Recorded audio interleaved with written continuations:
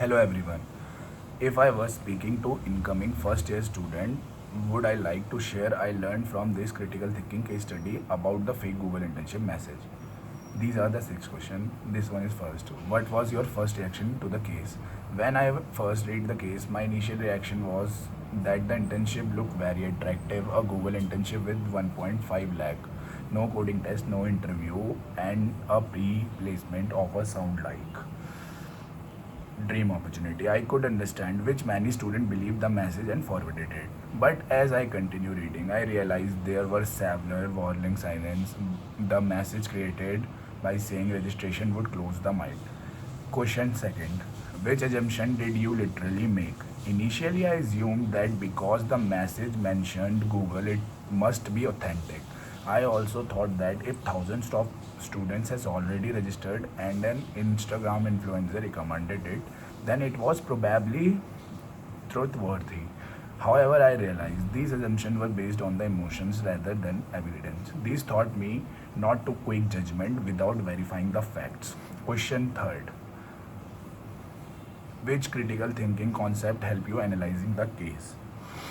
First, I looked evidence instead of replying on claims. The report showed that were no official Google announcement supporting the internship. Second, I identified quantitative basis, for example, the bandwagon effect, authority basis, confirmation basis, and halo effects, availability basis. These are the effects. I also identify logical fallacies such as bend-on fallacies, appeal to authority, and fear of missing out. Finally, I evaluate where the claims could be verified through official sources like Google career website, LinkedIn pages, on college placement cells. Question 4. Which cognitive basis do you affect you the most? Sometime when I see information that matched what I want to believe, if I found an exciting internship or scholarship opportunity, I may become more interested in the benefits than in checking whether the information genuine. After studying this case, I realized that I should effectively look evidence challenges my assumptions instead of only searching the information that support to. Question fifth, how will this course change the way you evaluate information in the further? I also understand the popularity and influencer recommendation should never replace proper verification. Critical thinking is not about doubting everything. It is about making decisions and based on the evidences. Sixth and the last question. Give 3 practical tips of students to avoid misinformation.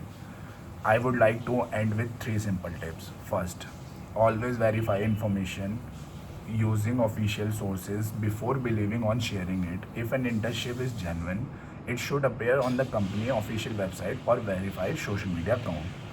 Second one, never make important decisions because of fear of missing out. Scammers often create pressure so people do not have to think careful. Third and the last one, never share personal or financial information until you confirm that the opportunity is genuine. If someone asks for Aadhaar details, bank information, and many other cheeses, application fees before verification, treat it was a warning sign. Thank you.